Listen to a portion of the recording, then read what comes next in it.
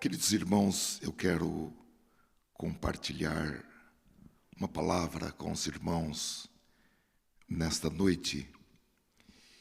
E nós vamos ter como base o texto do livro de Atos, capítulo 6, Atos dos Apóstolos. Nós estamos, irmãos, estudando a respeito de Filipe.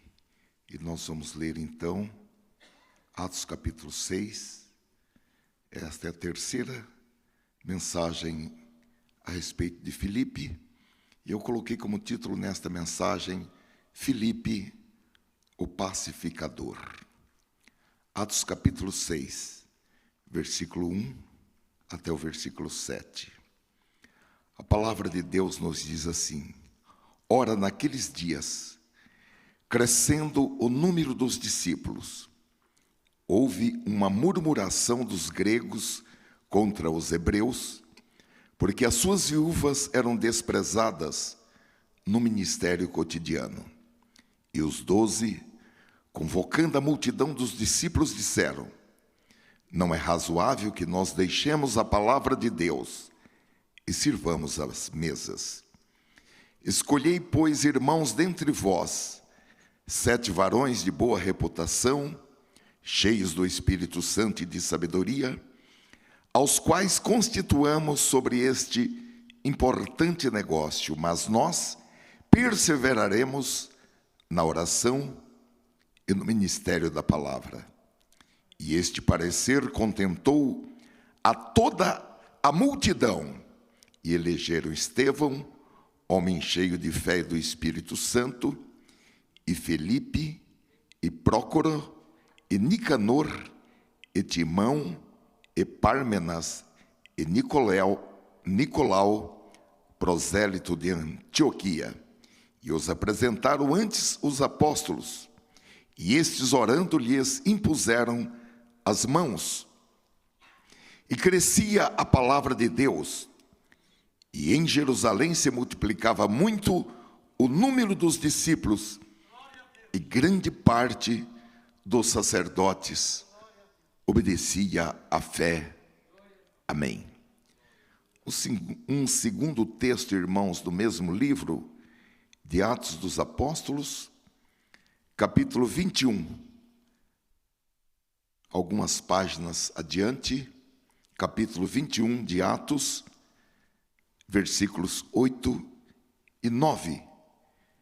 A palavra do Senhor nos diz assim: No dia seguinte, partindo dali Paulo, e nós que com ele estávamos, chegamos a Cesareia, e entrando em casa de Felipe, o evangelista, que era um dos 7, ficamos com ele.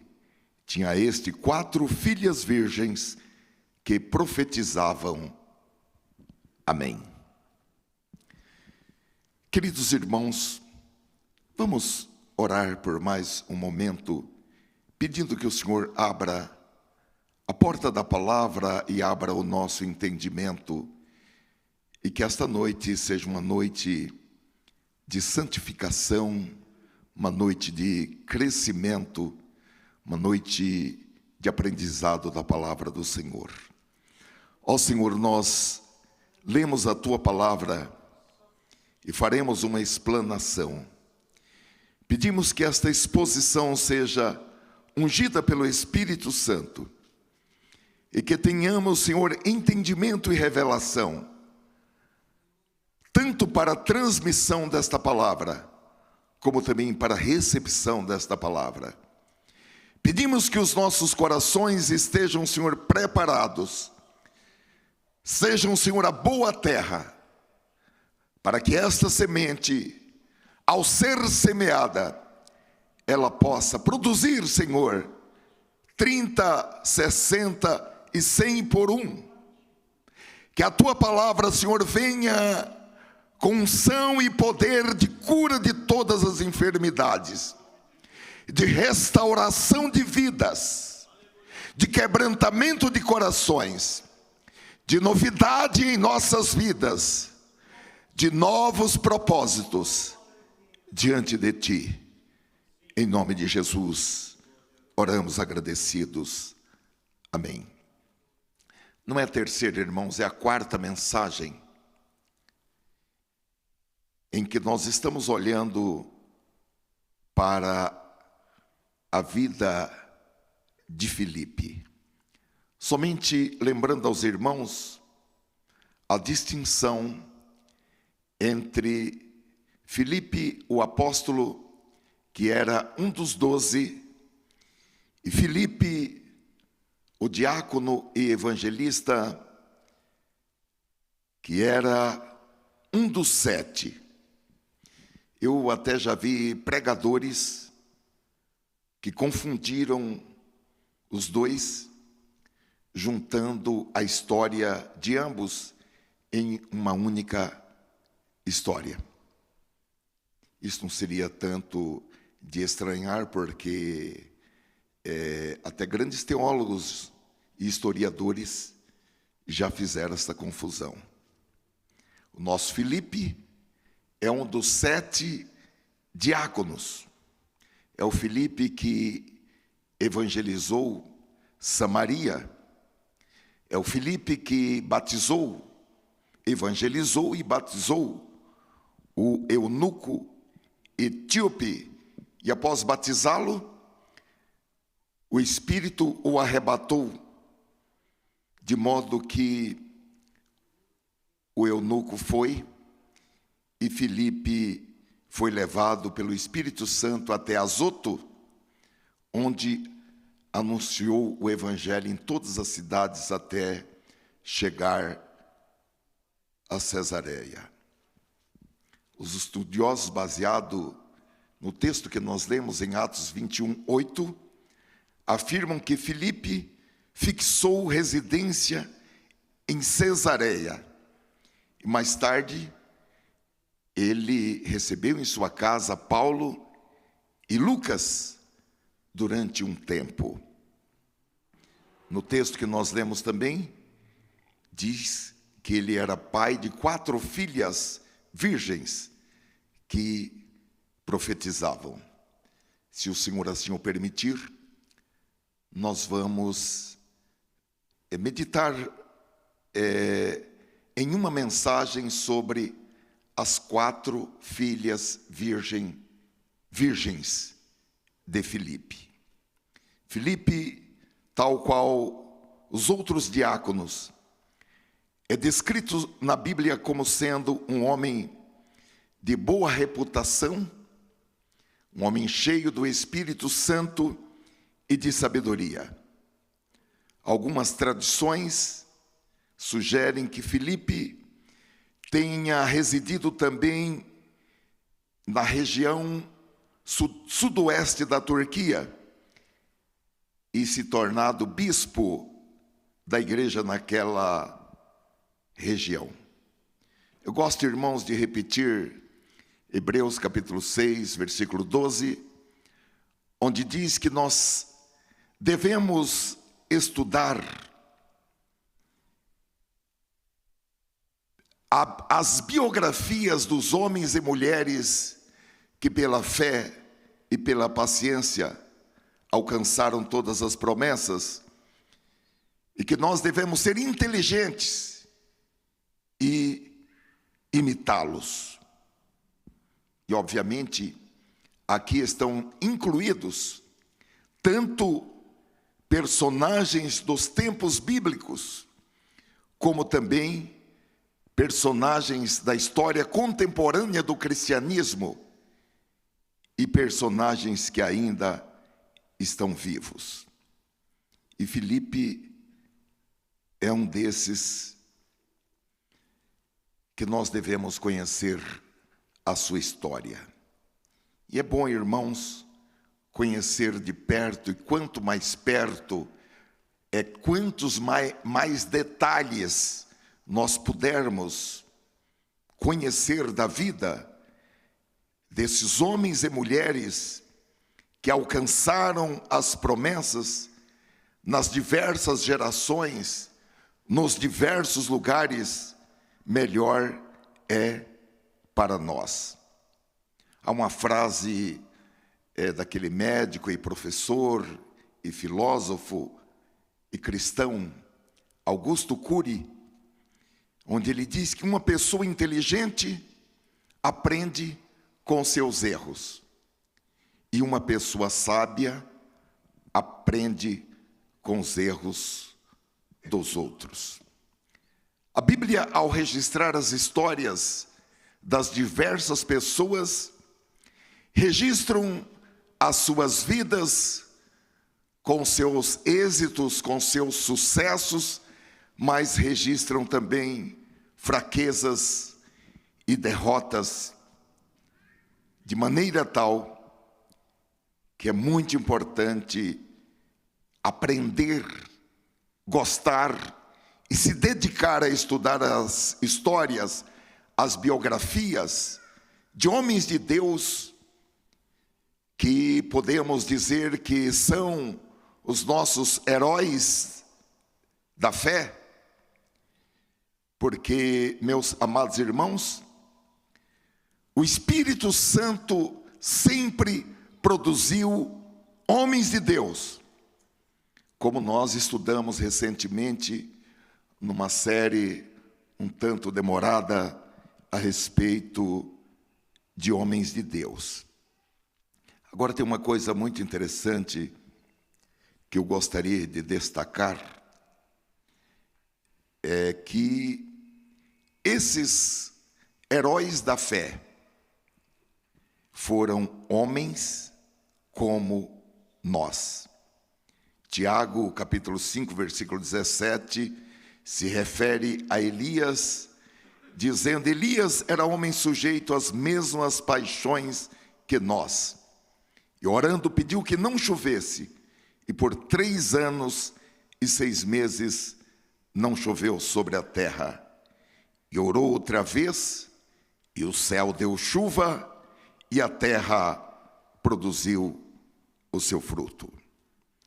Há uma passagem também de Paulo em Romanos capítulo 5, e versículo 12, que diz: pelo que, como por um homem entrou o pecado no mundo, e pelo pecado a morte, assim também a morte passou a todos os homens, por isso que todos pecaram.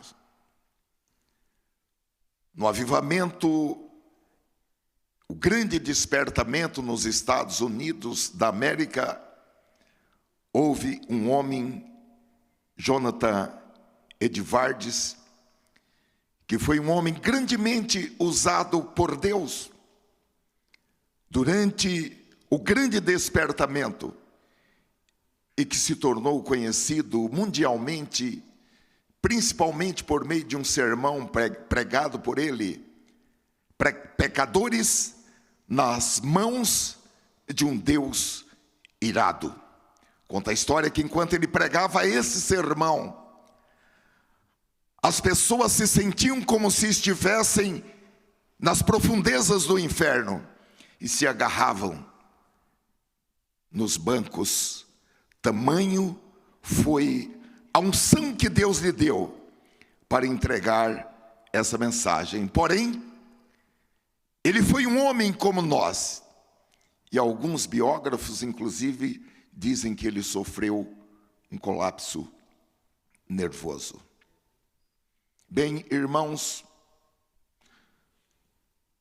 não importa a origem, classe social, poder econômico, formação acadêmica, glória a Deus. Deus levanta pessoas inexpressivas. A Bíblia diz que Deus levanta o homem do pó, do monturo, santifica, purifica, unge e o coloca assentado com os príncipes da casa de Deus. Eu creio que muitos de nós que estamos aqui, se oportunidade tivéssemos, diríamos: olha, o Senhor me tirou do monturo, Ele me purificou, santificou, transformou a minha vida, e agora eu estou assentado com os príncipes da casa de Deus. Glória a Deus. Agora, irmãos, na maioria dos casos eu estava observando isso, eles tiveram companheiros, ou, como se diz mais popularmente hoje, mentores, que fizeram uma grande diferença na vida desses homens. Eu gosto muito do texto de 1 Reis, capítulo 19, versículo 19, que fala a respeito de Elias e Eliseu, onde diz: partiu, pois, Elias dali e achou a Eliseu, filho de Safate, que andava lavrando com 12 juntas de bois adiante dele, e ele estava com a 12ª. Elias passou por ele e lançou a sua capa sobre ele. Então deixou ele os bois e correu após Elias e disse: deixa-me beijar a meu pai e a minha mãe, e então te seguirei. E ele lhe disse: vai e volta, porque que te tenho eu feito? Voltou, pois, de atrás dele, e tomou uma junta de bois e os matou, e com os aparelhos dos bois, ou seja, os arados, cozeu as carnes e as deu ao povo, e comeram. Então se levantou e seguiu a Elias e o servia. Meus queridos e amados irmãos e irmãs, ninguém cresce na vida sozinho. Ou como disse um dos nossos pastores, nenhum homem é uma ilha. Obviamente que em nossa relação com Deus, nós só precisamos de Jesus, o mediador entre Deus e os homens, e precisamos também do Espírito Santo. Porém, através da Bíblia, nós podemos observar que aqueles que se achegaram perto de outros homens de Deus, mais experientes e íntimos de Deus, esses homens mais jovens fizeram uma caminhada exitosa com Deus.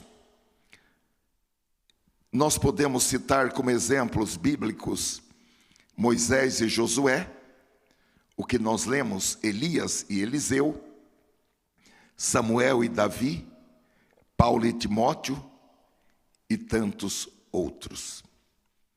E eu pensei em algumas perguntas para nossa reflexão, para que nós pensemos a respeito. Eu gosto de dizer que são perguntas de diagnóstico. É da mesma maneira quando você vai em um médico e antes da consulta você recebe aquela prancheta para preencher a respeito de doenças que já teve, doenças de infância, doenças da família, medicamentos que toma e etc. E as perguntas são as seguintes: em sua vida, quem são os seus mentores espirituais? Ou singularizando, quem é o seu mentor espiritual? Quem são os que intercedem pela sua vida? Quem são aqueles com os quais você se aconselha? Ou que conversa abertamente com ele, abrindo a sua alma em qualquer tema, em qualquer situação, nos mais variados assuntos, sejam da palavra de Deus, seja da irmandade, seja do ministério, seja um assunto pessoal. Você tem alguém que você pode confiar o assunto mais íntimo da sua vida? Há alguém que tem liberdade de corrigir os seus erros, chamar a atenção, repreender você por causa dos seus pecados, que ajude a abrir os seus olhos para ver a tentação que está ali à sua frente. Quem são eles, ou singularmente, quem é ele ou ela? Há alguém? É bom que nós saibamos, irmãos, que as histórias de todos os homens de Deus, dentro e fora da Bíblia, estão repletas de registros, de confissões, de pecados, de fragilidades, de quedas. Quedas porque caíram em várias tentações. Não existe esse negócio de super santo, de super crente, de super consagrado, super consagrada. Todos nós somos carentes da misericórdia, da graça, do perdão, da ajuda de Deus, das mãos estendidas do Senhor e mãos estendidas de irmãos e irmãs para nos levantarem. Noé embriagou-se. Moisés desobedeceu uma ordem de Deus. Abraão, o nosso pai na fé, mentiu em uma situação que ele entendeu que poderia assim fazer.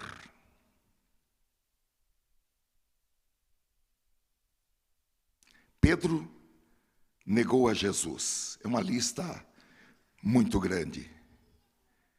3 homens, grandes homens do Antigo Testamento, pecaram contra Deus, mas a graça do Senhor foi suficiente para levantá-los. Sansão, o homem mais forte da terra. Davi, o homem segundo o coração de Deus. Salomão, o homem mais sábio de todos os tempos. Todos eles são destaques na Bíblia. E os seus nomes estão na galeria dos heróis da fé. Às vezes eu vejo alguém pregando, metendo o reio, a chibata, em Sansão. Espera aí, o nome de Sansão está lá no capítulo 11 de Hebreus, na galeria dos heróis da fé. Uma vez na igreja que eu dirigia, foi um pregador lá e falou tão mal de Sansão, que eu me vi na obrigação de, após o sermão dele, ir lá e defender Sansão. Eu sei que é chato fazer isso, mas eu me vi no indeclinável dever, porque um amigo tem que ser defendido. A verdade tem que ser defendida. Bendito seja o Senhor. Agora, irmãos, é interessante uma expressão de Paulo repetidamente em 2 Coríntios capítulo 12 e versículo 9, e Romanos capítulo 5, versículo 20, onde Paulo afirma que Deus se revela e se manifesta em nossas vidas de uma maneira ainda mais intensa em meio às nossas fraquezas. Agora, meus amados irmãos, cada geração precisa ter os seus heróis da fé. E quero chamar a atenção dos irmãos de uma maneira muito enfática para isso. A geração passada já se foi. E a pergunta agora é: quem vai se levantar nesta geração para levar esta geração aos pés de Cristo? quem vai ser a referência para homens, mulheres e jovens do tempo presente. Quem vai mostrar o poder do Evangelho através da sua própria vida, através das suas atitudes. Porque um exemplo vale mais do que 1000 pregações. Agora, Deus continua chamando homens e mulheres frágeis, pessoas comuns. Às vezes eu me pergunto por que Deus gosta tanto de contrariar a lógica. Por que Deus gosta de usar vasos frágeis, vasos de barro? E Deus transforma a história. Deus muda o curso da história por meio de homens e mulheres que você não esperava que eles fossem usados por Deus para abalar as estruturas da sociedade, para abalar as estruturas de uma nação, as estruturas de uma igreja. Porém, ninguém pode impedir, quando Deus estendeu as suas mãos, quem o fará retroceder? Ninguém. Ou como nós gostamos de cantar, operando eu, quem impedirá? E hoje, irmãos, nós vamos olhar para um aspecto da vida de Filipe. Eu selecionei 4 aspectos da vida de Filipe, que são aspectos que nós devemos imitar. Hoje nós veremos apenas o primeiro.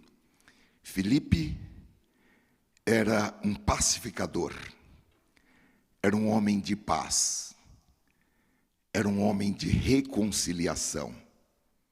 Como nós sabemos, ele foi escolhido pela igreja primitiva com o objetivo de equacionar um problema de murmuração que ocorreu por descontentamento dos irmãos de origem e de fala grega em relação aos irmãos judeus de fala hebraica. Porque as viúvas gregas estavam sendo, diria, discriminadas ou esquecidas na distribuição diária de alimentos na igreja. E Filipe e outros 6 irmãos, como nós já lemos, foram eleitos pela igreja por serem homens de bom testemunho, homens cheios do Espírito Santo e de bom senso, que algumas traduções trazem como cheio de sabedoria. Estou me lembrando, quando eu estava no penúltimo ano da faculdade de Direito, eu fiz a faculdade de Direito numa época que o curso era apenas 4 anos, depois passou a ser 5 anos. Eu estava então no penúltimo ano, lá por 1978, e eu li um livro que eu peguei na biblioteca, Como Ser um Bom Juiz. Na época eu estava pensando em terminar a faculdade de Direito e seguir uma carreira como juiz. E o autor desse livro dizia o seguinte: para ser um bom juiz, precisa ter bom senso. E se tiver algum conhecimento de direito, isso ajudará muito. Filipe era um homem de bom testemunho, era um homem cheio do Espírito Santo, mas era um homem que tinha bom senso. Esses eram os requisitos presentes em Atos, capítulo 6 e versículo 3. Há uma tradução da Bíblia que, numa linguagem contemporânea, alguns dizem até que é uma paráfrase, que é a Bíblia, a mensagem, e que diz assim: por isso, amigos, os apóstolos falando com os irmãos, escolham 7 homens dentre vocês, primeiro, em que todos confiem. Segundo, que sejam cheios do Espírito Santo. Terceiro, e de bom senso, e lhes designaremos essa tarefa. Então, irmãos, a igreja escolheu aqueles 7 homens, presentes essas qualificações, e eles foram designados mediante a imposição das mãos dos apóstolos para essa importante tarefa, ou como algumas traduções dizem, para esse importante negócio. Olha, queridos irmãos, há um chamado para que nós sejamos pacificadores. E nós nos convertemos em pacificadores e exercemos o ministério da reconciliação quando nós nos reunimos com outras pessoas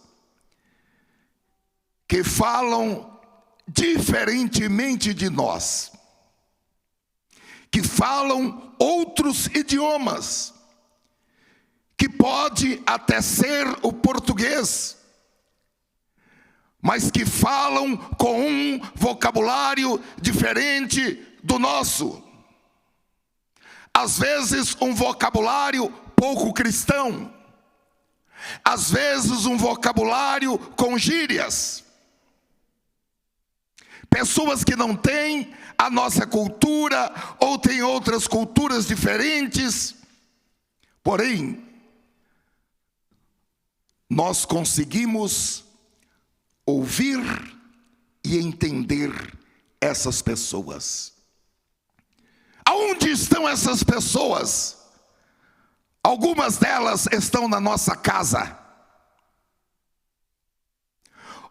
Algumas delas estão na nossa igreja. Porém, usa um vocabulário diferente do nosso.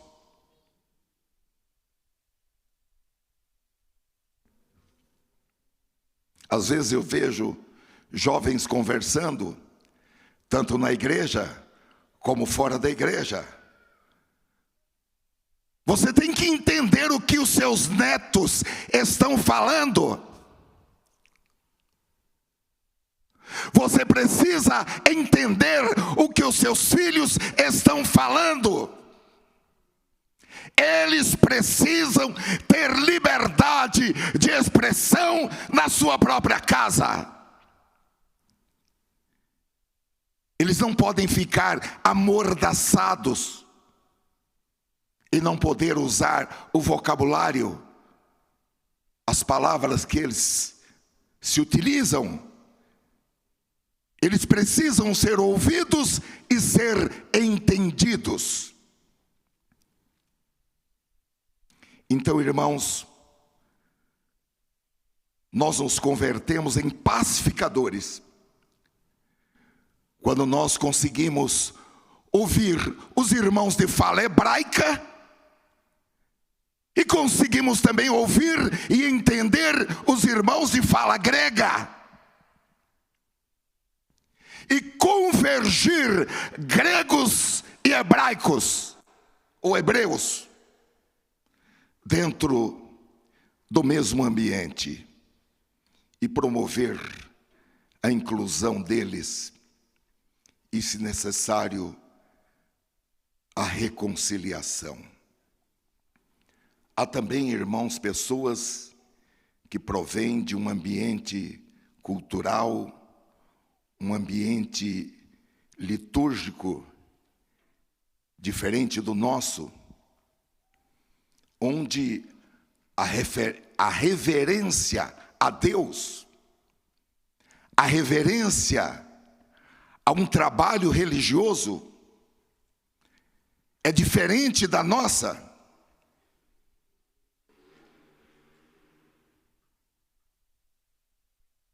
Eu já vi muitas igrejas em que as pessoas usam boné na igreja. Eu, desde pequeno, apesar de quando eu era pequeno, se usava chapéu na igreja. Na igreja onde eu cresci, tinha lá um local de colocar os chapéus.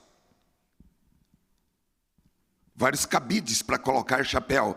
Cada irmão chegava, tirava o chapéu e colocava lá, colocava lá, colocava lá, colocava lá, colocava lá, aquele monte de chapéus. Ninguém entrava na igreja de chapéu. Hoje nós vemos muitas pessoas dentro de um ambiente de culto que estão de boné. Ou moças e senhoras que vêm na igreja de calça comprida. Os tempos mudaram.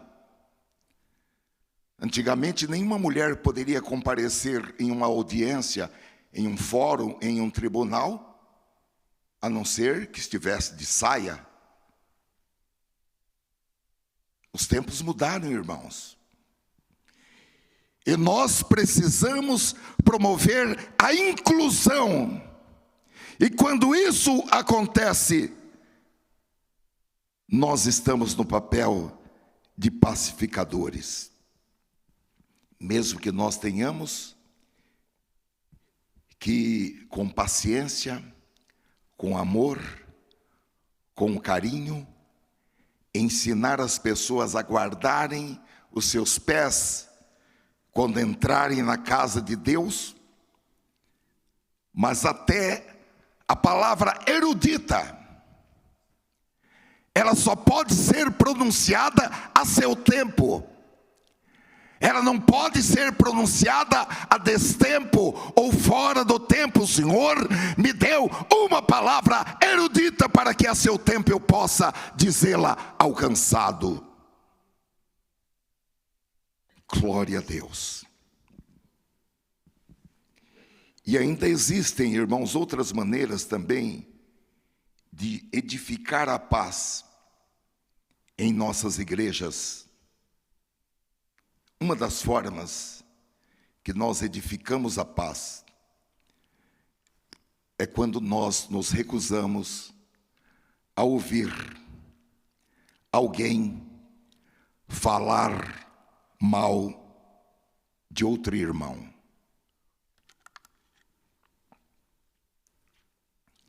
A Bíblia é absolutamente clara em Provérbios capítulo 6 e versículo 16, quando diz: estas 6 coisas o Senhor odeia, e a 7ª a sua alma abomina. Olhos altivos, 1ª, 2ª, língua mentirosa, 3ª, mãos que derramam sangue inocente, 4ª, o coração que maquina pensamentos perversos, 5ª, pés que se apressam a correr para o mal, 6ª, a testemunha falsa que profere mentiras.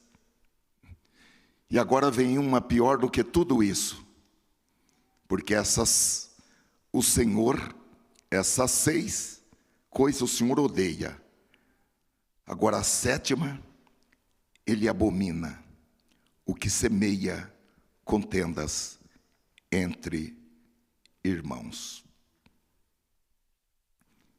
é pior do que um assassino. É pior do que o assassino que usou a peixeira e derramou sangue inocente. Meu Deus, eu tenho entendido, irmãos, e falo isso com muito temor diante de Deus, e muito respeito também diante dos irmãos, que há pessoas que, apesar de serem boas pessoas, que apesar de terem uma trajetória admirável, uma história linda, são, em dado momento, manipuladas pelo diabo e desenvolvem as atitudes do que a Bíblia chama de homem de Belial. Eles são uma espécie de inocentes úteis. Guarde essa palavra, inocentes úteis. O que é inocente útil? É todo aquele que está, ou aquela que está a serviço de uma causa que ele mesmo não tem ideia, não conhece. O dicionário informal da língua portuguesa apresenta o seguinte significado para inocente útil: pessoa que serve aos interesses e objetivos de uma causa, sem estar vinculado à organização, fundação ou ente interessado. O mesmo ocorre referente a posições políticas ou filosóficas. E o mesmo livro de Provérbios, capítulo 6, a partir do versículo 12, traça a personalidade desse indivíduo, nominado como homem de Belial. O homem de Belial, o homem vicioso, anda em perversidade de boca, acena com os olhos, fala com os pés, faz sinais com os dedos. Perversidade há no seu coração, todo o tempo maquina mal, anda semeando contendas, pelo que a sua destruição virá repentinamente, subitamente será quebrantado, sem que haja cura. O apóstolo Paulo, irmãos, na sua segunda carta aos Tessalonicenses, capítulo 2, do versículo 7 ao versículo 12, ele nos dá uma compreensão plena de que se trata de alguém que dá lugar ao espírito do anticristo. Porque desde os dias de João, o espírito do anticristo opera por meio dos filhos da desobediência. E quando nós tomamos essa dissertação de Paulo, na segunda carta aos Tessalonicenses, nós chegamos à conclusão que isso ocorre por uma operação do espírito do anticristo. E a própria palavra diabo, irmãos, originalmente significa semeador de conflitos. E a palavra grega, isso no sentido no latim, e a palavra grega para diabolos quer dizer aquele que promove discórdia, o que desune. E a palavra hebraica satã tem o sentido de acusador e caluniador. É por isso, irmãos, que muitas pessoas são inocentes úteis, sem o saberem. É semelhante àquele que está sentado ali no aeroporto ou no banco de uma rodoviária e chega alguém com a mala e diz: você toma conta dessa mala que eu preciso ir ali no banheiro. Quando na verdade a mala está cheia de drogas. E a pessoa, com a boa vontade de ajudar aquele velhinho, ou aquela velhinha, ou aquela senhora grávida, fica tomando conta daquela mala inocente, útil. Eu vou falar uma coisa para os irmãos. Eu trabalhei uma vez em um cartório aqui em São Paulo, lá pelos anos de 1997, 98, e era um cartório de notas que lavrava procurações. A única falsificação que eu peguei naquele cartório foi uma moça que estava no 9º mês de gravidez e que tentou fazer uma procuração com uma identidade falsa, aquele barrigão. Eu lá no cartório, que pela misericórdia de Deus eu trabalho, eu recomendo ao pessoal: pode ser velho, pode ser novo, pode ser grávida, pode ser doente, Duralex, sed lex. A lei é dura, mas é lei. Não há flexibilidade. Ah, mas meu filho está preso, minha mãe está com câncer. Não. Porque nós corremos o risco de nos tornarmos inocentes úteis, agindo de boa fé. O apóstolo Paulo, ele fala isso. Na segunda carta de Paulo aos Coríntios, ele apresenta essa preocupação. Capítulo 11, versículo 2, ele diz: pois tenho verdadeiro ciúme de vós, e esse zelo vem de Deus, pois vos consagrei em casamento a um único esposo, que é Cristo, a fim de vos apresentar a Ele como virgem pura. Entretanto, receio, ele está falando, eu tenho medo, que assim como a serpente enganou Eva com sua astúcia, também a vossa mente seja de alguma forma seduzida e se afaste da sincera e pura devoção a Cristo, ou da simplicidade do Evangelho, como dizem outras traduções. E queridos irmãos, o apóstolo Paulo também nos orienta para que nós não nos associemos com aqueles que transtornam a doutrina de Cristo. Ele diz: não coma com eles, não receba eles em casa.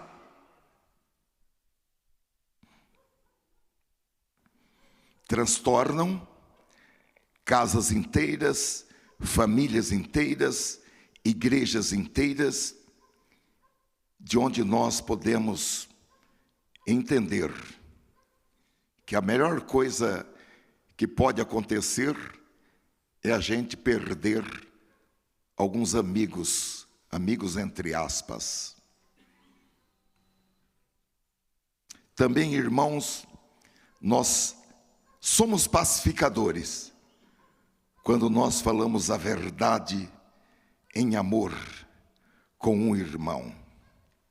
Também trazemos a paz quando nós somos rápidos em perdoar, tardios para falar e tardios para se irar. E isso tem um nome: longanimidade, que é a manifestação da presença do fruto do Espírito em nossas vidas.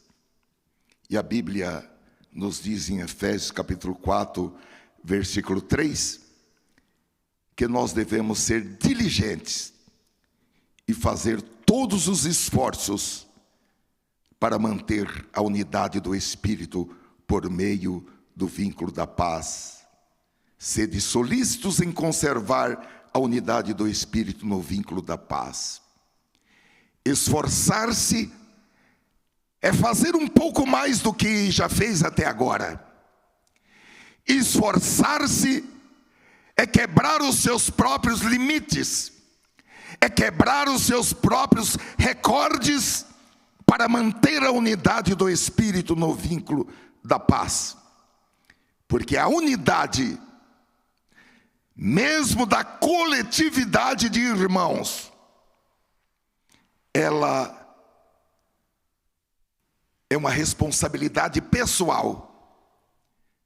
É uma responsabilidade que se pessoaliza com cada pessoa, de maneira que a responsabilidade pela coletividade é minha, é sua. Então, se ele ou ela errou, eu, como um crente, como irmão, eu tenho a responsabilidade de fazer tudo o que me for possível, de fazer um pouco mais daquilo que eu acho que é possível, para restabelecer a unidade com aquele irmão que ofendeu a coletividade, que me ofendeu, para que dessa forma tenha paz. O Salmo 183 diz que a unidade entre os irmãos é como o Espírito Santo descendo sobre nós, como óleo precioso sobre a cabeça, ungindo-nos, nos abençoando, nos abraçando. Ó, quão bom e quão suave é que os irmãos vivam em união, é como óleo precioso sobre a cabeça, que desce sobre a barba de Arão, e que desce a orla das suas vestes, como orvalho de Hermon, que desce sobre os montes de Sião, porque ali o Senhor ordena a bênção e a vida para sempre.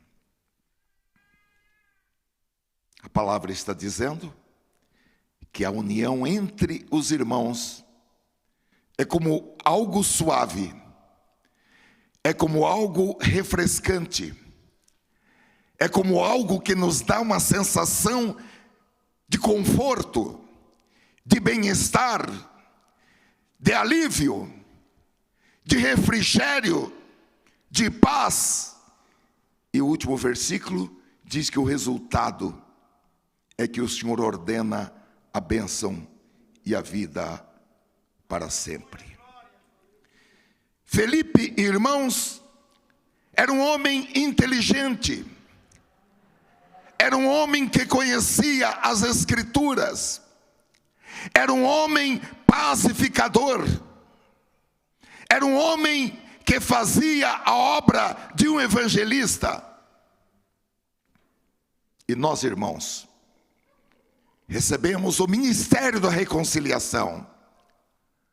Quando nós fomos reconciliados com Deus por meio de Cristo, nós recebemos a palavra da reconciliação, é o ministério da reconciliação.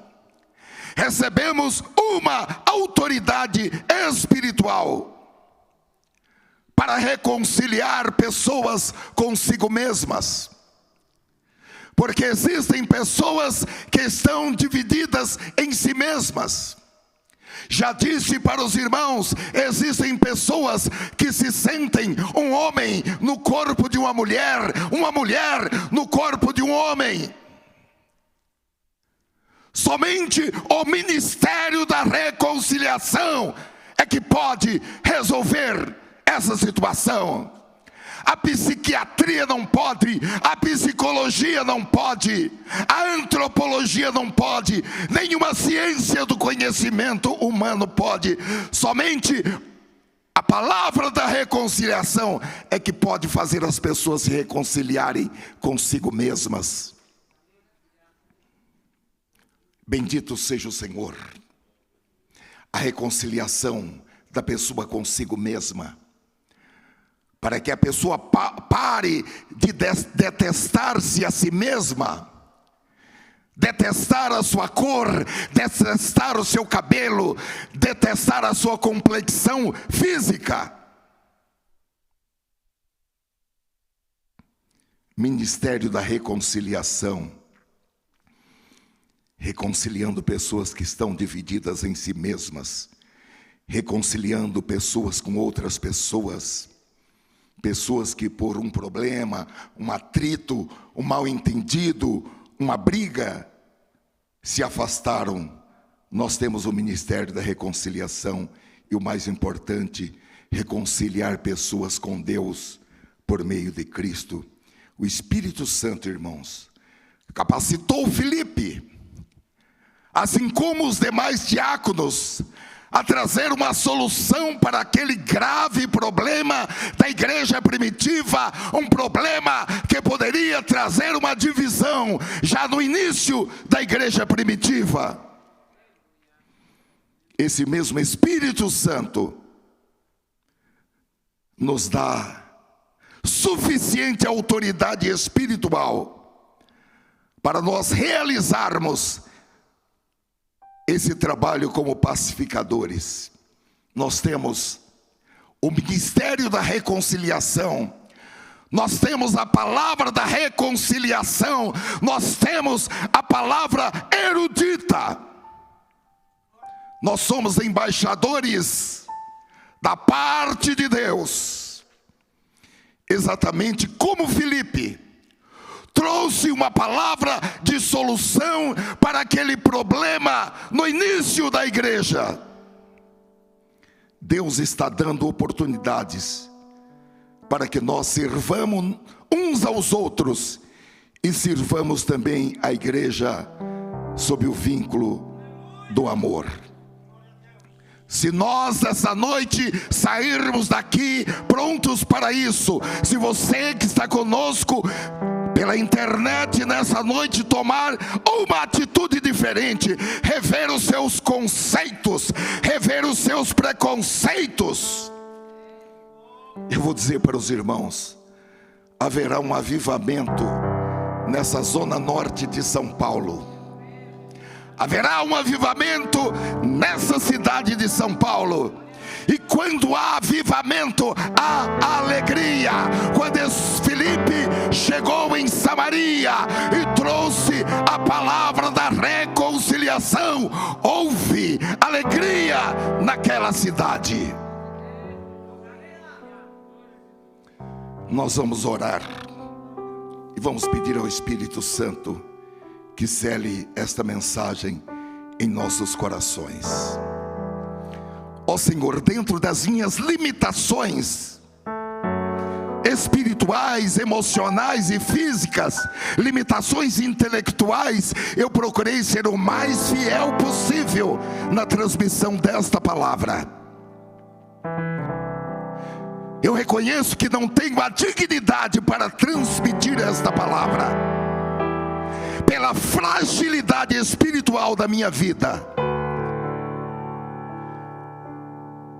Mas o Senhor coloca tesouros em vasos de barro, para que a excelência do poder seja 100% tua. Sela, Senhor, esta palavra nos corações.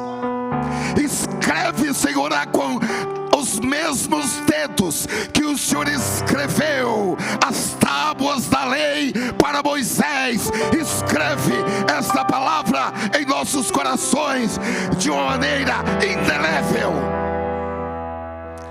que nem o tempo, nem o espaço ou qualquer outra coisa que se nomeie remova esta palavra das mentes e dos corações para a tua glória.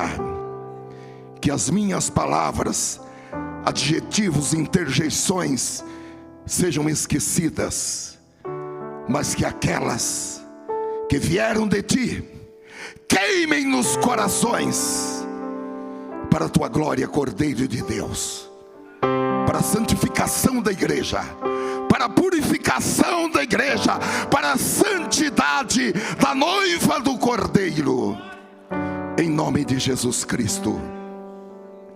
Em nome do Senhor Jesus Cristo. Levante a sua mão e dê glória a Deus. Aleluia. Aleluia.